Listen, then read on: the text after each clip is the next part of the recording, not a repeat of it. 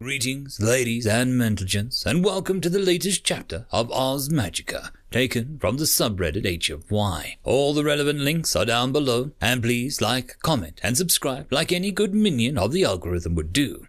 And as always, I hope that you enjoy. Chapter 57. It was perhaps the most anxious I've been in a while. Not since the Cavern War had I felt such anxiousness. I was back to dealing with the unknown. I had no idea what this woman's moveset was like, nor what kind of combat capabilities she had. And onto the fact that I was alone, no one would help me, nor would anyone be able to help. Then I realized the yelling had stopped from the woman. Immediately, I felt a premonition around my feet as I jumped, and there, below me, was a foot-long knife. Even if this woman had lied about who she was definitely not lying about her skills. She was fantastic with a knife. I thanked premonition for its handiness. And then I realized that it was still screaming at me. A second knife joined, this one serrated and, for some reason, incredibly bloody. It was also definitely magical, as I could see wisps of something trailing off from within my vision. It tore through the canvas top, racing towards me. I tried activating speed to get out of the way towards the front of the caravan, but then I realized something. Speed needs AP, and I'm tired as all hell. In other words, I'm tapped out, so all I could do was keep jumping. I pushed my legs beyond their limits as the knives kept coming through, threatening to tear my flesh, just like the canvas they pierced. This was a stalemate. I needed an edge. I couldn't just blindly stab through the canvas with my conjured spear, as I could hit Marwall.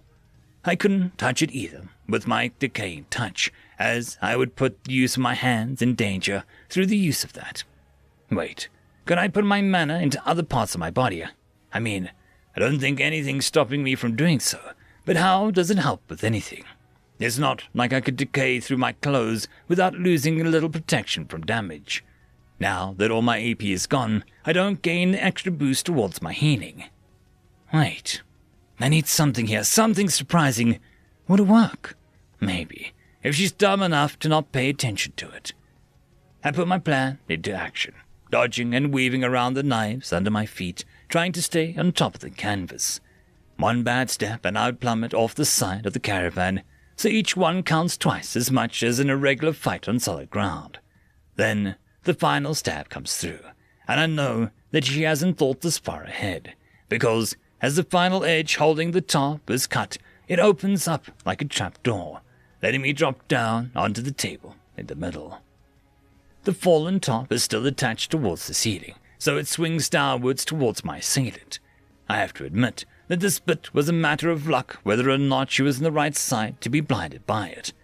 As I regain my balance on the table within, I finally get face to face with a woman. She no longer looks like an old Ev that I thought I was talking to before, but now her entire being is contorted, shifted. Her legs have conjoined, and her head has lost all definition. What the hell is she? Analyze. Name, Karmia Gachka. Race, Pagona. My eyes widen. This can't be. How? So you've realized. Well, if I was in a different mood, I would be embarrassed, but right now I've got a job to do, so... With that, her body deformed as she leapt towards me in one fluid motion, the knives conjoining along with her hands in one smooth movement, blood seeming to spray in a radius around her. I jumped to the side, just barely getting nicked. You've been affected with an instance of fatigue due to a variation of poison. Fatigue is somewhat negated due to low levels of AP. Fatigue... 9 minutes, 57 seconds. Oh crap. My body's not... It's not listening to me. Crap. I push mana through my body. A brief surge of energy through it allows me to move out of the way of the next strike as a mass of blood surges past me. The mana doesn't truly replenish my AP. It's just another form of stimulant in this instance, akin to better adrenaline, I would say. Wait. No, I can't think on that right now. In a fight. Can't think on the implications regarding her either. Just gotta defeat her. You're light in your feet? Color me impressed. The warbling voice seems to echo from the mass, seems more akin to slorping than any coherent language, but the meaning still gets through my mind as she does another pass. I strike down on her mass as she passes me, but she gets another hit on me, this time actually drawing blood instead of just breaching the first layer of skin. I push downwards on the table, actually causing her form to splat noticeably, and the table to crack from the force. You've been afflicted by another instance of fatigue. You have been inflicted with blood form of poison. Fatigue 2, 9 minutes 23 seconds. Blood poison 4 minutes 48 seconds. Crap, my health is no longer regenerating. That's no good at all. At least I know why it's called blood poison.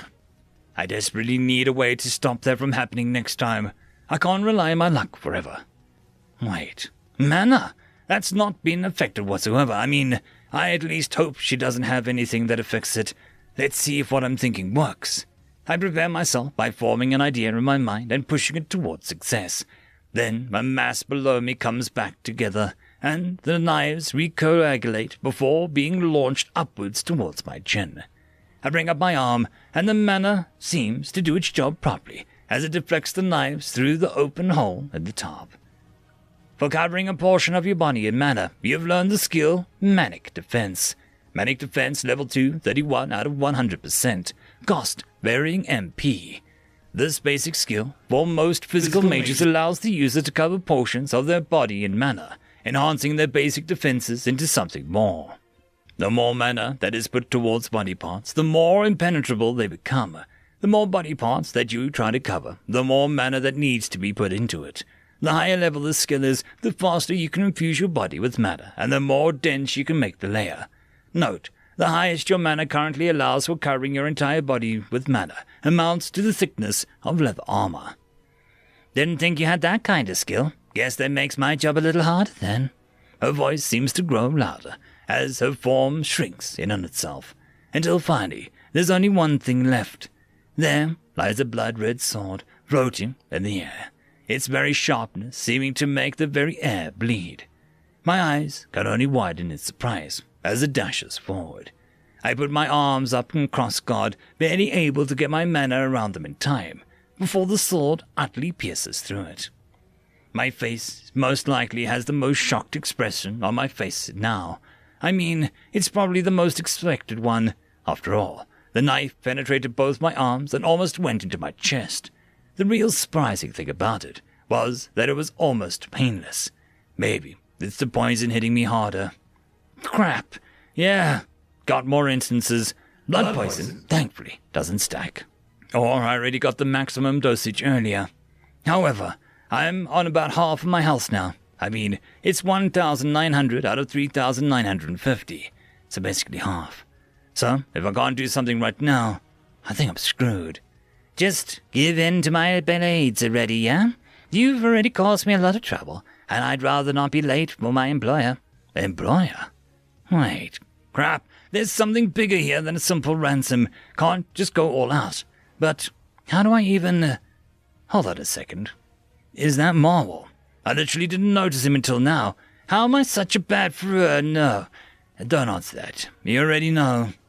But yeah, as Carmia and I try to push each other's advantage over the other, he was just wriggling like a caterpillar within a bunch of ropes towards a... bag.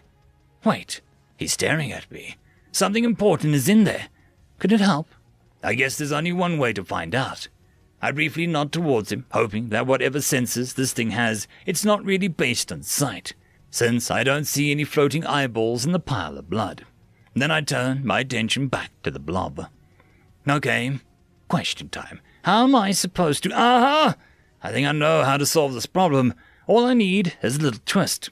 With that thought, I stopped pushing towards her and let her put all of her weight into me, as I simply wrench. With some not-so-good sounds, as well as a glop of what I can assume is surprise, she is no longer stabbing me in the right direction. I push my arms apart swiftly, trying to take advantage of the slight moment of confusion, as I leave gaping holes in both my arms and catch the handle of the blade. Now who's got the upper hand, huh? My taunting seems to snap her out of confusion, as her form starts to fully jiggle and lose cohesion. However, within that mass was the sword, I can still make out the silhouette of the joint knife. I let go completely, feeling the first amount of pain that I had since the whole fight started. I think that she's not only made out of blood, but also some kind of acid, as my hands seem to be melting into the same shade of paste as her being. I know I probably won't have much of a hand after this, but I have to try anyway. I plunge my hand into the still glopping blade and pull out the knife within. With that, the form loses coherency and no longer resembles the sword it once was. I know a connection to the knife is still in there, as it is trying to get out of my grip. However, that's the one thing that I was counting on. I push every last ounce of strength into throwing the knife with as much accuracy as I can give it. It flies true as it soars towards Marwell, cuts a few of his ropes seamlessly. However, the knife stops halfway before coming straight back towards me, directly in front of my eyes. My surprise seems to be all that my enemy wants, as the form grasps and grapples me down onto a familiar hardwood floor. I can make out a faint chuckling, as I'm now utterly stuck. I'm at a mercy. I have no more plays to make. Anything I can try is almost likely going to kill me. I no longer have any control of the situation. See, was that so hard? A chuckle, as her form starts resembling more humanoid than blub. You know, I was worried for a second there. I thought that you'd finished us both with that throw. It's a good thing I've been working on my control. Otherwise you'd be ending up with a death sentence. Okay, gotta keep it talking. Well, it's worth a shot. A death sentence after you kidnapped him. I mean, sure, he's a noble, but he should have been able to at least take some of these effects. Her face starts to come into the shape, as well as the digits on both her hands and feet. It was at that moment I knew that she was incredibly angry. He's not a... No, come here, no, don't lose yourself to rage. That's what he wants. It would also help if you stopped talking to yourself. Shut up! The blade fully pierces my eye, and then I lose my entire vision from my right eye. I'm on goddamn 100 HP and dropping. Oh my god! What did you do? Why can't I see anything? My mouth stopped from making any more noises, as part of itself seems to cover it entirely. With the silence, my working eye goes crazy looking around. Into my eyes spots the most important thing that I've seen during the entire event. I'm on goddamn 150 HP, and dropping.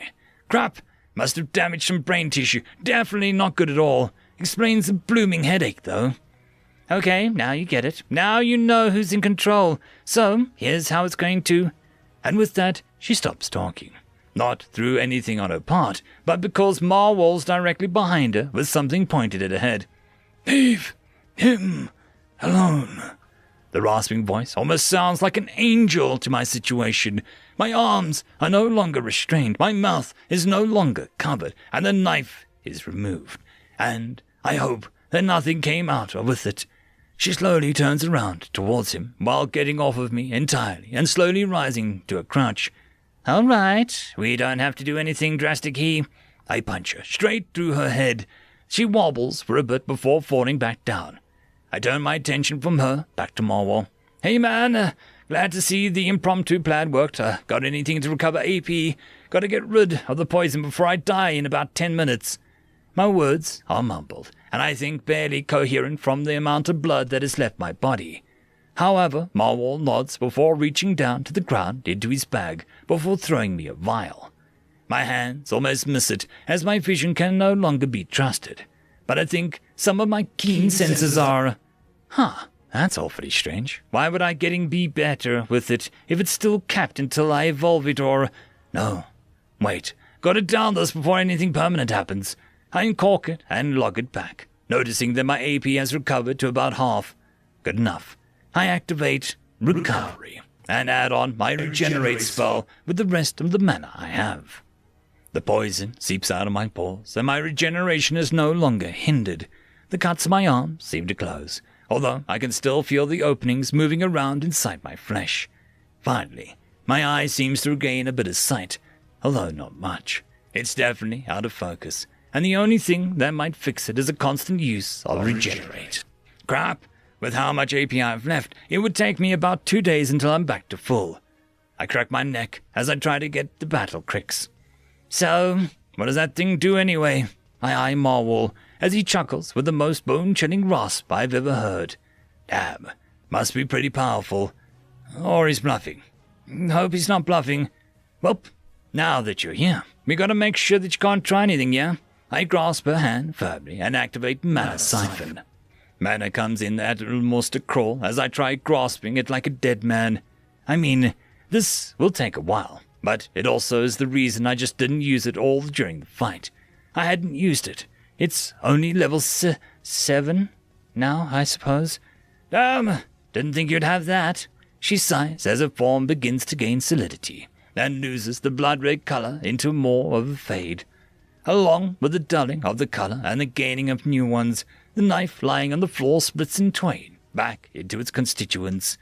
Her form now is the most human-like one that I'd seen in a while, except for the fact that every single inch of her being seemed to be made from the same slime. Her hair, albeit, looked right, but still slime. Her eyes were not true balls, but simply indentations with grooves cut out. Also, for some reason, she didn't have a nose or ears, which kind of creeped me out. With everyone else, I was at least able to talk to them somewhat, but with her, I think she's got a bit of the uncanny valley thing going for her. I stop siphoning as I grab a rope from the floor and wrap her up. I sigh in relief as I finally realize that she can't really do anything. Well, she might gain mana to jumpstart her transformation again, but she's utterly defeated and too depressed at her defeat to even try anything. I don't know why I know that, and I can't tell how. No. Wait, I do know why. Inspection! Huh, more useful than I thought then. Hey, Marwell, our friends might take a long while to catch up if Rolleron keeps going on like this. Can you calm him down? He nods once and moves over to the front of the carriage, passing me the device while he goes.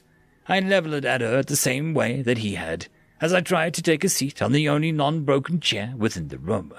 I try to familiarize it, and I recognize where the input mana with my advanced sight, even if half of it is buggy right now. Now then, now all the fighting is done, and you're all contained properly, I've got some questions for you. So start talking before I have to get real serious. I grin deliciously as she finally brings her head up in the slouch that had become once siphoning began. Her face is set into a grim line, and I can tell that this is really painful for her. But with a slouch of her shoulders, I can tell that she just gives in. All right, what do you want to know? End of chapter. Chapter 58. Carmia winced as the ropes pulled tighter on her. She may have been able to turn somewhat into liquid due to her racial ability, but the training she had left her with no energy for it. Thus, she was stuck in her original state. So, with the ropes tightened, they did not cut through her, but compressed her. She sighed as a man stood away from her and sat down across the table from her. He had done her up in a classic interrogation pose, which she had the pleasure of avoiding for her entire career. She didn't exactly expect to have ever been caught, as she was over level 40 deception and a high charisma. Then again, she'd never really had to deal with the obfuscating her scent before. Sure, most Bast had better senses than most of the Bide, but she mostly relied on perfume and other such items to help. Never before had a beast of all things gave away to failure. She would have to take care of that glaring issue with herself in the future. Otherwise, she couldn't return to being literally the slippery to deal with that she operated within the effect of the law. She was a bit confused as to why he had been completely silent ever since she asked what he wanted to know. It might have been an intimidation tactic. If the guy hadn't kept wincing from the stab to his eye, she had to admit, this assassin was the most hardy out of all that had been sent after her objectives.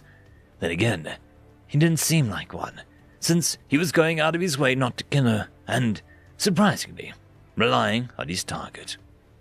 Thinking back on the fight, she was kind of surprised about the result. He obviously had no fighting style to help him through the whole battle, as she had been thoroughly confined towards her own. She could not recognize the telltale signs of guidance, as every move seemed to be made by a thought of a newborn.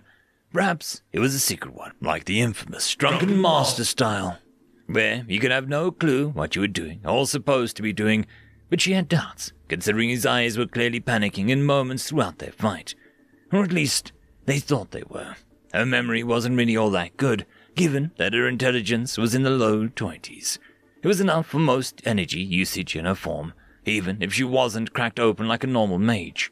But she had doubts now, considering that it was entirely gone and would likely get itself back. Judging from her manner, seemed to directly flow towards the man, even with him no longer touching her. She sighed, and she prepared herself for coming interrogation, as the man had finally found a comfortable position to sit in. She prepared her skills to look at the man to be ready for the coming battle of words. However, it also came as a surprise to her that the reader she had thought him to be within the pub in the previous town was in fact something else. Name, Dave. Race, human, level 79. Class, level 25. Current mood, unknown. Current goal, unknown. The results of her inspect gave her extreme pause in her chair, as the man Dave settled himself down. The highest class he had access to was something she had never heard of, judging how her translation had garbled the concept entirely. Judging from that, she could safely assume that he was a self-made, which made some kind of sense. He could have simply tied in a previous skill from the reader class to his new concept that he was trying to bring out. She was also surprised that he was still around, given that most self-mades died in the process of making their own mark upon the Panopticon, so seeing one still roaming around was a bit rarer than the usual ilk that she encountered. Bringing her head away from the class, she headed downwards towards the most important facet when dealing with a new race, their mood and goal. However, imagine her surprise when something else began to go wrong, which was perhaps the strangest thing about the skill's result. Her inspect, which came from combined observe and introspection evolution, should have had all the known binds in the world at its database in terms of body language, but there he was, blank. That could just mean that his deception or some other misinformation skill was extremely high, but judging from before in the previous conversation as the old woman moniker, he had no access to it. Indeed, she could tell without Inspect's influence that he was just nervous just talking to her and saying certain words. There was really only two options here. Either his race was a newcomer within the Bite community, which would mean something really horrible was about to occur with an influx of new population which no one knew about, or it was an untorn something that had been cut off but got back out of good graces. She was more leaning towards the second of the two, since the race didn't have a blank next to it. She didn't really know too much about Tor, only that they were once part of the world before the gods simply willed them to be forgotten, but their works left to rot. Once in a while, someone would find a book with a language of one within them, advancing the research within the archaeology site, but more often than not, it was just some cultural info, rather than what had done them in the end. She had also been told that Torn were not destroyed, but simply kept away from the world at large, left to their own devices away from gods, beasts, and all between. To see one here could only mean that their species had gotten back into the good graces of one of the gods, becoming their patron. However, that train of thought had to wait, as she brought her gaze back upwards and noticed that she had skipped perhaps the most important thing within the little blurb of slime, his overall race level. Most people often make race level a second priority in order to focus on class skills and abilities. If one focused on them enough, progress in a class would turn into progress within a race. It was simple progress either way. However, due to him being a self-made, it could only mean that he killed a lot to get to the position he was in. Well, either that or he had gone on several dungeon sprees. With all these things fighting for attention within her mind, she tried calming them down with thoughts about how Inspect worked. As time went on, the Jedi would provide up-to-date info on her target's moods and goals moment by moment. Maybe by then they would start working correctly. However, in the middle of her settling down several of her internal concerns, she was startled from her thoughts as Dave finally spoke up, after moments of silence. "Who are you really?" The question gave a pause. Why would he? The thought almost immediately cut off as she replayed back their encounter, remembering the way she cut down his skill. "My name is Kamiya Kacha. If you are unsure of yourself, I was surprised at our initial meeting, and hadn't activated obfuscation in time for you to catch some things. He seemed to nod to himself as she relaxed slightly. Obfuscation wasn't really a telltale sign of a class, so it seems that her oath of silence did not care about the slip-up. What are you?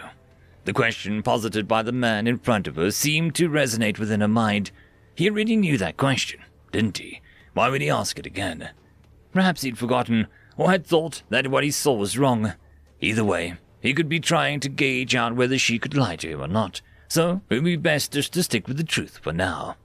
I'm a Pagona. We're a more slime-based bide that have ability to impersonate other bides, if that's why you're wondering about the color and the size. At this, she willed herself to expand and contract slightly, but all that seemed to do was jiggle her extremities. She caught the way his eyes followed. However, almost immediately, he'd brought them back up to stare at her eye plates. What's your level? A bit more distinct question here, she supposed. However, it wasn't quite distinct enough to actually have a clear answer. Which one? His eyes almost seemed to search through something before he slightly tilted his head to the side. The main one. Main one could mean a lot of things, but guessing on how he had asked her about her race, she was pretty sure that she was asking for the race level. My race level is 32. His eyes widened slightly, while his mouth opened and closed a bit. He brought his hand to his forehead, kneading his skin, before finally speaking again. Why so low? Low? Why would he at all consider this low? Then she realized something.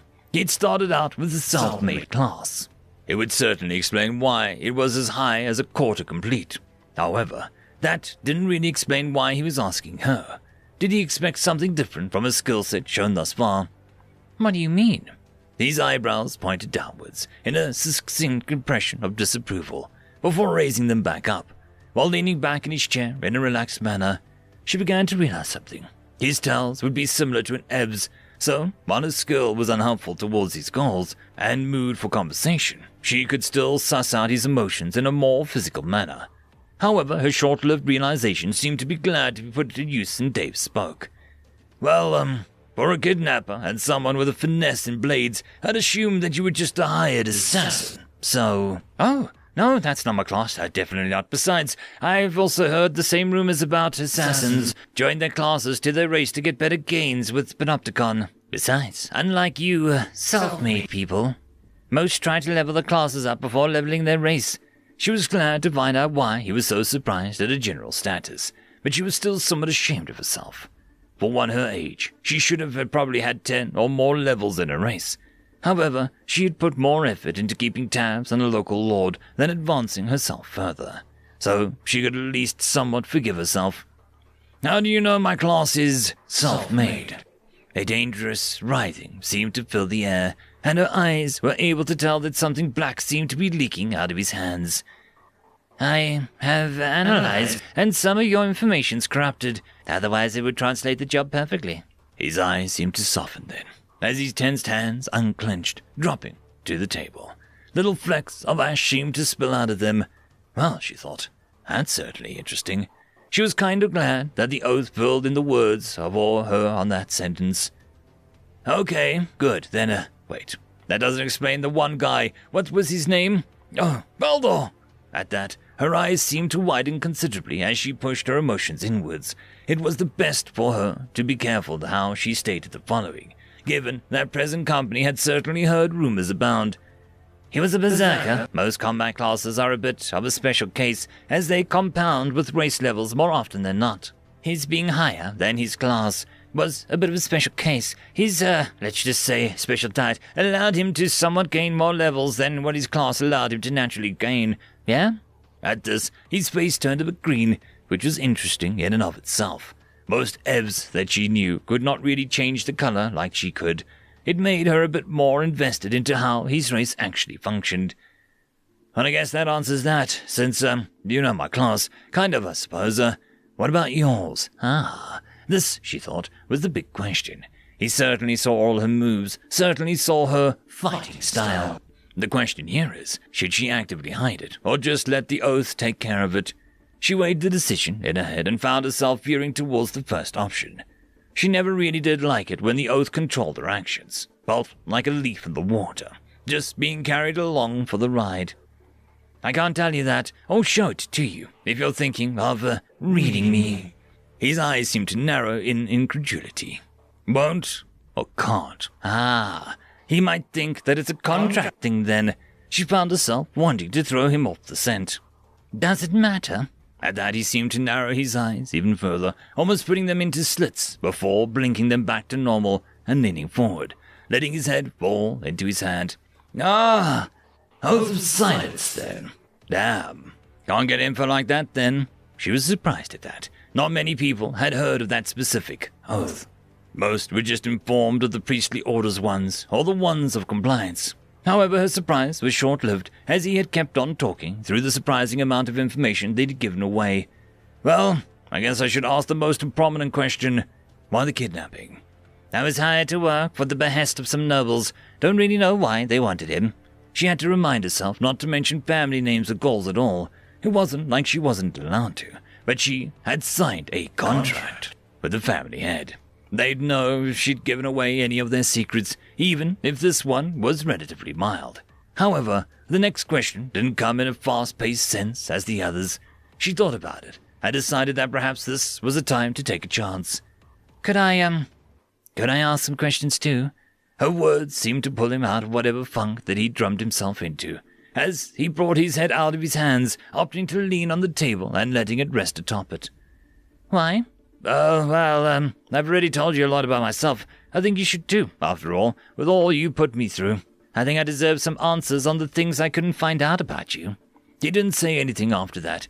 He focused intently on her face. The attention was a little too much for her, and she twitched, sending another ripple through her body. He turned his face away before readjusting himself and nodding towards her.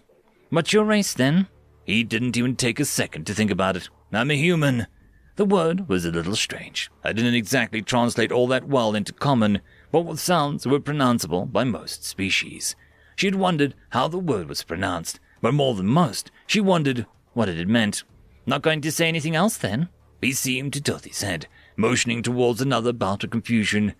If she was right, she was concerned, however. Throughout this conversation, she tried changing form to his species to make him more comfortable within the conversation. Basically, her goal was to get him more willing to let go certain information that she might have liked to know. However, no matter how much she tried, her racial skill just wouldn't function right. It really bothered her. Unless his species was all just a single sex, she should have been able to at least have done something. Well, what is there to say? It's not like I know what makes us special like you guys. All I know is that I woke up one day and, why am I saying this to you? He found out. Even haphazardly, he found one of her skills. She didn't think that chop was all that detectable, but apparently he had found it, and, noticeably, did not have it at all. She tried to string him along to something else. What about your class? Did you have to give up a class and incorporated skills for it? His eyes lost their confusion, focusing on her. She didn't try push the point that he didn't naturally want to give up. It'd be best just to move on to another avenue of approach, even if she wondered how exactly his race differed from all Bide. That investigation of his self-made class would prove more and more noticeable towards his skill set. It's supposed to be mainly a non-combative one, and no, didn't have to do that. Her eye plates widened in confusion as she started to tap her feet against the floor. If he was able to do this while being a non-combatant, without even using skills or other sacrificial classes, she thought, what could he have done to her if he had chosen to make a combat-oriented one? Why all the fighting, then? The question seemed to make him focus more on himself rather than what she was doing. As his inquiry stopped in his throat, he seemed to consider it as he brought his hands to a steeple and closed his eyes for a moment. Then, after a while, he opened them and his mouth. Well, the world just seems to be like a dangerous place. It'd be better to have some combat experience than none when you're going around in places. I mean, you took the first friend I made since I got out into the world proper. Can't rightly say that I could call myself a person if I was heartless enough to not look for him or fight to get him free. Yes, that was good enough, she supposed. He had probably known about the latter tenth of progress is usually when the heavens challenge most self-made. If he wasn't prepared for that, he definitely wouldn't have made it this far. You performed some magic after the fight. Who taught you? This was perhaps the most pressing question. If she had accidentally harmed a fellow pupil of a wandering teacher, well, let's just say she probably wouldn't be able to get any more lessons. I could say the same. What's up with the blood dagger? She cocked a confused face on while narrowing and protruding slime to mimic an eyebrows. Frustration, or at least what she hoped so from his point of view. It was challenging to figure out whether or not he followed Ev's social cues, after all. However, she thought to herself that she should probably let this one go. If she was unwilling to give how she was performing magic, even in some work done by her affinity to blood, then she would have lost any amount of respect that she built up through the conversation. I knew I was pushing too much. Guess I should give my answer then, My master was and still is, if they would continue teaching me, Odala Jackdaw. What about you then? Have you a master, or did you train in a school of magic like Gunsung Academy? She trailed away from herself and tried to make the conversation turn towards his origins. Giving some information would help him know whether or not he was affiliated with the rogue mage. But there wasn't any noticeable reaction to the name she mentioned, nor any signs of acknowledgement when she talked about the National School of Magic. Self-taught, I suppose. That was perhaps the most surprising thing that she had heard about him, and she definitely had said it aloud. That's surprising. Why? At that, she tried adopting the same posture as he did previously, leaning back in the chair as much as she could while tired, and tried to put up same airy gaze as before. She hoped that this was somewhat conveying being detached from her emotions. It would not do to give him undue information about his first failed attempt. Usually, cracking her mind open would result in death without any supervision. No noticeable emotional change, except probably something subtle within the way he nodded his head. However, before she was able to voice another question about his relation to the noble she was assigned to return to his home, he voiced a tentative question. Where's Gunsong Academy? You're kidding me, right? There was a palpable moment of silence, where she was actively trying to figure out whether or not he was joking. Ebbs usually had a noticeable tell when they were joking mood, but she couldn't seem to find it. Was she wrong? No. Guess that must mean you're pretty far off the path to know the name of a country you're in, yeah? This gave her a load of information. He was either the most ignorant person in the world, which was unlikely since he was able to do some magic, or he was out of his element, much like how the Taunt would be. Yeah, I suppose. I wouldn't fault you for it, though. The territory around here is often divided between other countries' influence. She pulled out some bullcrap that she'd heard a while ago to explain why he's ignorant. Sure, it was true that some countries had often had gods that enforced both their territory and the countries in the same way. However, Gunsong wasn't one of them. However, she could twist this lie so that he wouldn't know that she knew about the previous status. Why do you know so much about that? However, just that one explanation did seem to bring up that big question. But she had an easy out for the question, though. It pays to work for nobles. Could you, teach me about the governments around here? The question surprised her. No one ever really asked her to teach before. Sure, this was perhaps a great way of limiting the amount of information that this unknown had, but another part of her was kind of ecstatic to achieve the title of a master. One of the requirements was to help teach someone. Sure, there was a lot more requirements to have it, but it was a step in the right direction for her. So she nodded tentatively. He seemed to be a bit ecstatic at the thought. However, there was something off here to her. He was acting especially strange. He was offering no more questions to ask, and she couldn't think of any to ask. Plus, the mana drain still existed. Without that, she couldn't leave her bonds and try again with her attempts towards Marwall. However, even if she could, she doubted that her attempts would last long. During the fight, she noticed that he never used his magic. Now, either he actually wasn't fighting with all he had, or his magic was more than deadly kind. So, with the thoughts swirling around her head, she whispered her final question. Why aren't you kidding me? What? With my high class, you should just get over and raise yourself higher. Plus, you've gotten all the info that you could about the situation. Why haven't you killed me? She had brought her head down. She couldn't right look him in the eyes when he would give the verdict. Either she was under the guillotine, or she was putting herself under the phantom menace. You're under orders. I can't just kill someone who has personally done me no wrong. At that, the mana drain cuts off. Her surprise was written on her face, as her entire form writhed. Her mana regeneration had no longer stagnated, and as time went on, was getting back up again, slowly and surely. However, she also noticed that they hadn't yet untied her. "When am I going to be untied?" He quirked an eyebrow and stared at her while getting out of his chair. "When we completely trust you that you won't kidnap Marwell again, or hurt any of us." It was a reasonable request, she surmised. However, there was a desperation that began to dwell in her. If he wasn't in the chair, were they not going to talk to her anymore? She didn't think so, as Dave had brought up the topic of further talking with his future teaching. But a little voice in her head couldn't exactly let it go. Are we not going to talk anymore? He stopped as he was pushing his chair in and used an arm to gesture to the new sky on top of the cabin. Before she knew it, the light from the dusk had faded entirely, and the stars had come out in the full twinkling light. No, it's nightfall. I have to watch the horizon for people I left behind. Plus, some people around here need more sleep than most. At that, he went silent, went to the corner of the wagon and sat down in a weird stance. Then she realized it was going to be a long night, so she might as well try and get comfortable.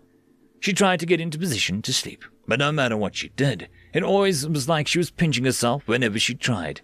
Because of that, she simply stopped trying. Now, sleep for a pagoda is quite different from most how bites do so, because unlike other bites, pagodas didn't actually have brains that needed sleep. Sure, she had the need for sleep, but it was more of a thing to relax any of her muscles within her body. So their sleep was more akin to an aware meditation skill. They were aware of most things within a 10-foot radius that happened around them while they slept. However, she was not. Her sight out from her body was blocked mostly by both the chair and the ropes tying her up.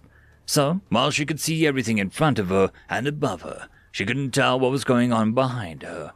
So, as the moons rose to shine through the hole overhead, and she was replaying the conversation and the actions of the day within her head, she was brought out of her sleep by a pinch in the night. And when she groggily looked behind her, she noticed that it was Marwell, with the same device from earlier pressed into the small of her neck. She tried to move, but her limbs would not follow her train of thought. Somehow a paralysis had come upon her that was quite unfortunate too, as she had finally gotten enough mana to compress her body and slip out of the ropes confining her.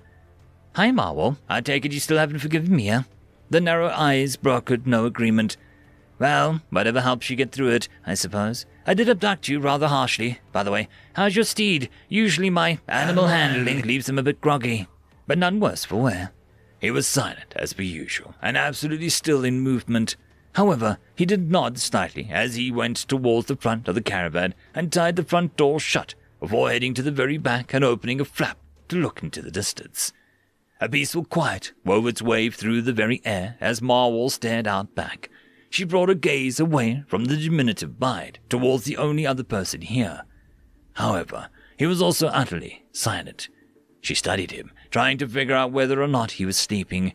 Then she noticed the glow that he was providing.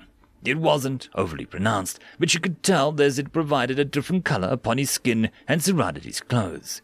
She tried simulating a cough to get his attention, but whatever he was doing, he was engrossed within it.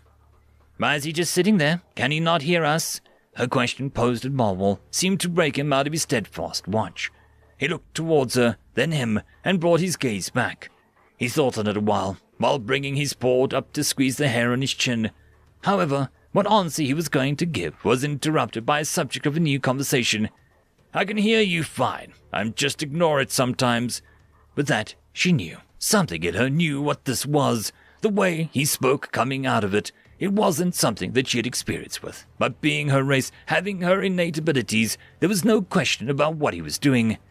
"What other classes do you have?" Her thoughts tried to put to order. This matter of whether or not he had what she thought he possessed, where noticeable pulls went through the air. "Just the one, why?" A retort came almost immediately from him. She could tell he wasn't lying through his voice. It was the same tone he'd used throughout the entirety of the dual interrogation. "Impossible. You have to be in the monk class to have access towards meditation-type skills. It gets taken away if you ever leave, so—" Then she realized something. She now knew what his race allowed, without getting to a reader, and, with his permission, she would not know the official name for it, but she could automatically tell its effects. What? Her trailing off had been caught up by him. Either he hadn't realized what she said, or he was wondering whether or not she had figured it out. Either way, there wasn't any real point in continuing the conversation as it was. "Nothing, you're just confusing us all." However, in her mind a great celebration occurred, a victory over a mystery and either deliberate or unnecessary obfuscation.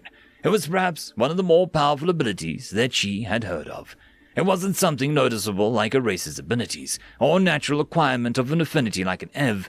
No, his thing, his species, was basically based around no limitations. Whatever skill he would set out to get, he would be able to get, despite any class limitations. He could gain any skill just through sheer effort, without having to worry about whether the class restricted its usage. Her thoughts, however, important towards her future dealings with Dave, were interrupted as Marwell began gesturing towards the horizon. She looked out to find a familiar form of their carriage coming towards them, slightly alight from the glow of the moon, and as it came closer and closer, the familiar thudding became louder and louder. Ah, they finally caught up. End of chapter. This is a special thank you to the one, the only, the legendary Eric Hino, who has become the only Tier 6 patron. I just want to thank the T5 patrons and channel members. Cam Maxwell, Casper Arnholtz, Australia the Dreamer, Try Again 95, Fudic Yol, Meridian 117, Ilithia, Jordan Bucksbaum, Angry Marine, Albarden Gusta, and Barkey. Thank you very much. And that, my friends, concludes this video. I hope that you enjoyed. There are links down below, both to support this channel and for the author of this fiction. Anyways, I hope you all have a fantastic one, and I'll see you next time. Cheers.